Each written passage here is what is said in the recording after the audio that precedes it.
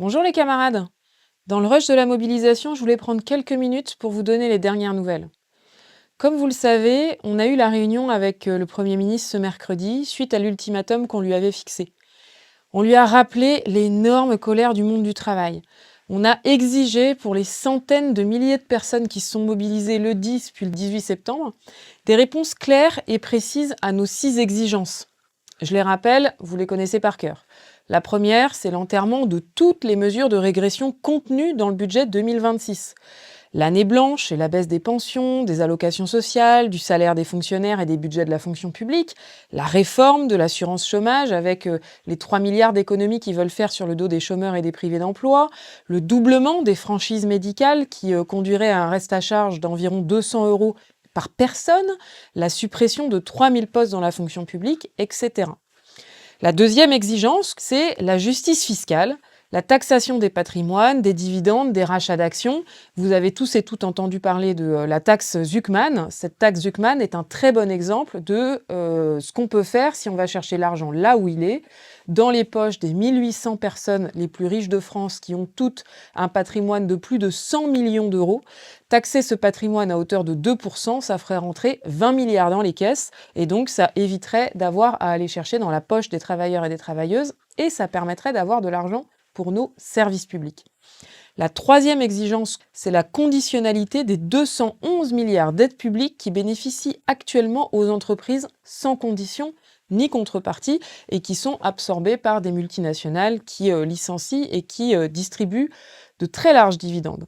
La quatrième exigence que nous avons portée, c'est des moyens pour nos services publics, pour nos hôpitaux, nos écoles, nos universités, etc., qui sont à l'os et qui n'ont plus les moyens de remplir leur mission. La cinquième exigence, c'est un plan pour arrêter les licenciements, réindustrialiser et décarboner le pays.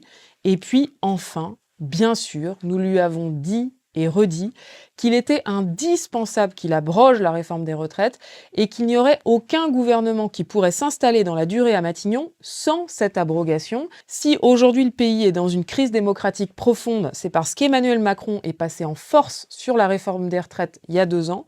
On l'avait dit, on en a le résultat aujourd'hui.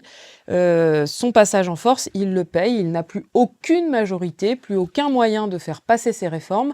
Pour retrouver de la stabilité, faut abroger, il n'y a pas d'autre option. Le Premier ministre ne nous a donné aucune réponse claire, ce qui signifie que l'ensemble des régressions du précédent budget sont toujours sur la table. C'était d'ailleurs assez lunaire, parce qu'il avait à ses côtés 3 ministres démissionnaires.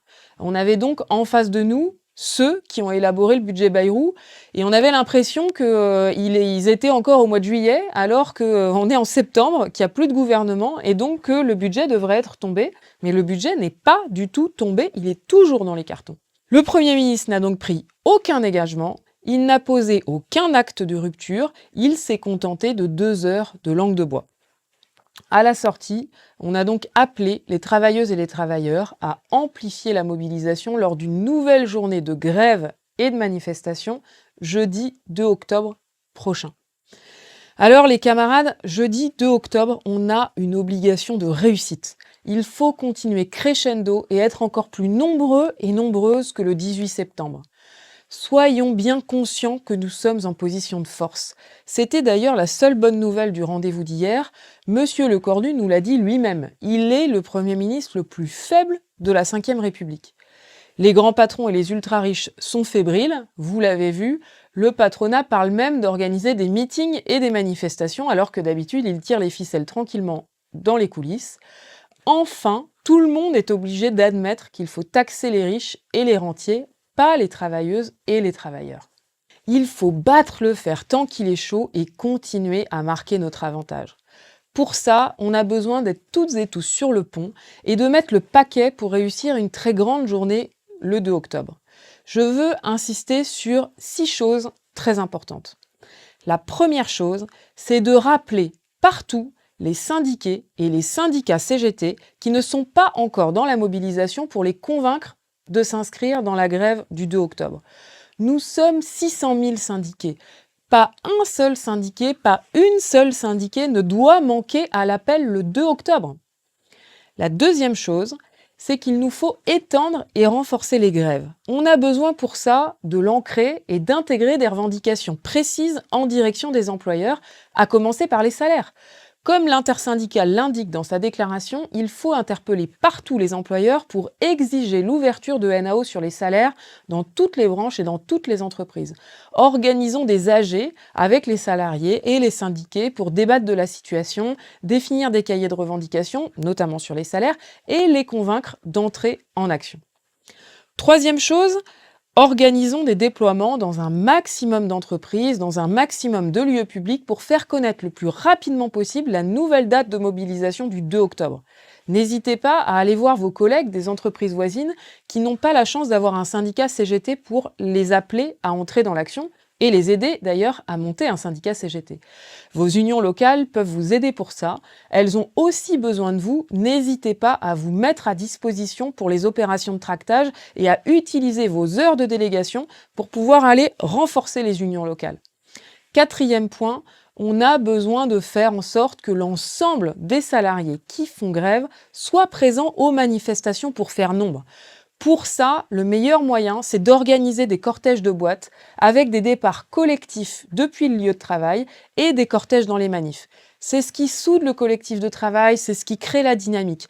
Quand on manifeste avec ses collègues, on rentre gonflé à bloc, solidaire et combatif pour affronter ensuite le patron. Cinquième point, les organisations lycéennes et étudiantes appellent aussi au 2 octobre sur leurs revendications. L'augmentation des bourses, le déblocage de moyens pour les universités, la fin de la sélection. Ils et elles sont victimes d'une forte répression. Pour les aider à construire leur mobilisation, les organisations étudiantes nous sollicitent pour intervenir dans leurs assemblées générales, pour leur indiquer ce qui est en cours du côté des salariés. Et les étudiants, les lycéens nous sollicitent aussi pour les aider matériellement avec du tirage de tracts, de l'aide sur la sécurisation d'initiatives, etc., etc. Donc n'hésitez pas à répondre à leurs sollicitations. Sixième point, très important, évidemment, n'oublions pas de syndiquer. Les adhésions ont été multipliées par 3 ces derniers jours. Ça montre l'énorme dynamique qu'on est en train de créer. Et donc, c'est l'occasion de créer de nouvelles bases, d'augmenter notre nombre de syndiqués et donc d'augmenter notre rapport de force à moyen, long terme. C'est pas possible que des salariés participent aux manifestations, fassent grève et ne soient même pas syndiqués. Donc tous les salariés que vous réussissez à faire rentrer dans l'action, il faut absolument les syndiquer ensuite parce que c'est le moyen, et c'est ce qu'il faut d'ailleurs leur dire très tranquillement, c'est le moyen d'avoir un rapport de force de moyen long terme et pas seulement de faire une journée et puis de rentrer à la maison après. Camarades, pour finir, un énorme bravo pour toute l'énergie que vous avez déployée ces dernières semaines, qui nous a permis de faire une très belle démonstration de force et de réussir un sacré pari. C'est grâce à vous que les questions sociales font la une de l'actualité. Nous avons réussi à faire passer les travailleurs et les travailleuses de la colère à la détermination. Ils et elles sont non seulement convaincus que le budget est injuste, mais ils sont maintenant conscients qu'il y a des alternatives et qu'on peut gagner. Jamais, depuis 8 ans, nous n'avons eu de telles possibilités de faire aboutir nos revendications. C'est maintenant qu'il faut mettre le paquet pour faire changer la donne.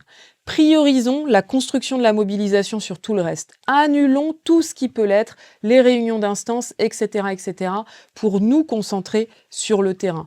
Multiplions les revendications en direction du patronat pour que, surtout, ils ne soient pas laissés tranquilles.